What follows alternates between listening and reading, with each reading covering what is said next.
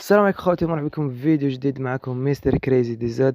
الفيديو تاع اليوم خوتي غادي نهضروا على المنتخب المحتمل ملاقاته في دور الثمن النهائي اذا تأهلنا، يعني اذا ربحنا المباراة القادمة ضد موريتانيا.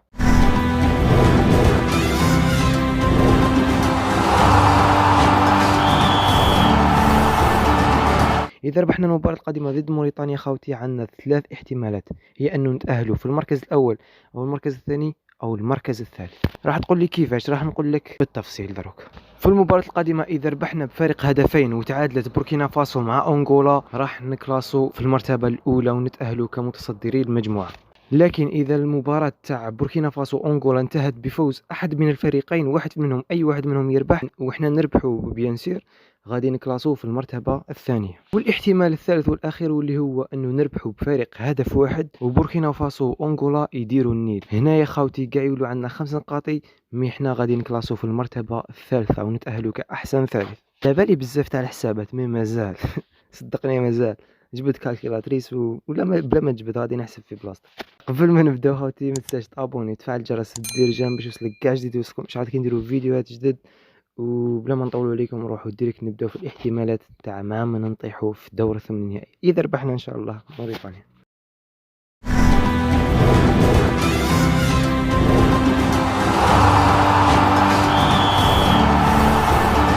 نبداو خوتي بسم الله.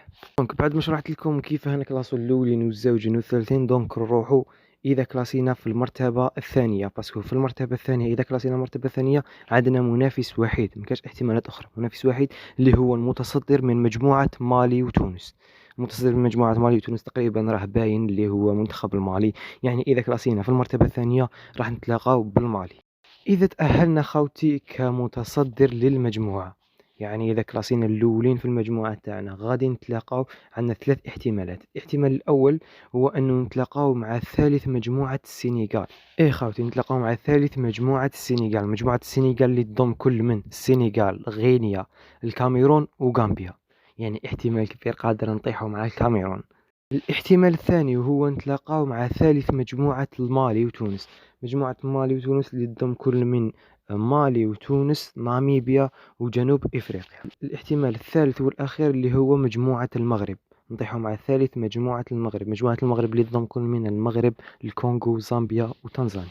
إذا كلاسينا الثالثين في المجموعة تاعنا خاوتي احتمالين عندنا. الاحتمال الأول هو مواجهة متصدر مجموعة الكوت ديفوار. مجموعة الكوت ديفوار اللي تضم كل من الكوت ديفوار بيانسير، غينيا الاستوائية، نيجيريا وغينيا بيساو. ولا نتلاقاو مع متصدر مجموعة السنغال. مجموعة السنغال بلا ما نقولوها باسكو السنغال هو المتصدر، يعني طيح مع السنغال ديريكت. المهم مجموعة السنغال قلنا فيها السنغال، غينيا، كاميرون وغامبيا. هذه الاحتمالات اللي ممكن تصرى. مي كيف نعرفوا احتمالات المواجهات بين أصحاب المركز الأول والثالث؟ شوفوا خاوتي غادي نقرأ لكم هذا الارتيكل غادي تفهموني بيان. دونك عندنا نظام المنافسة الحالي يعتمد على الاحتمالات. هناك 15 احتمال يقف على المتأهلين من المجموعات، لذلك لا يمكننا معرفة المنافسين إلى غاية معرفة من هم الأربعة الذين يتأهلون كأحسن ثالث. مثلا أعطيكم الاحتمال الأول. مثلا في حالة تأهل كيما نقولوا حنا يتأهلوا الأ والبي والسي والدي.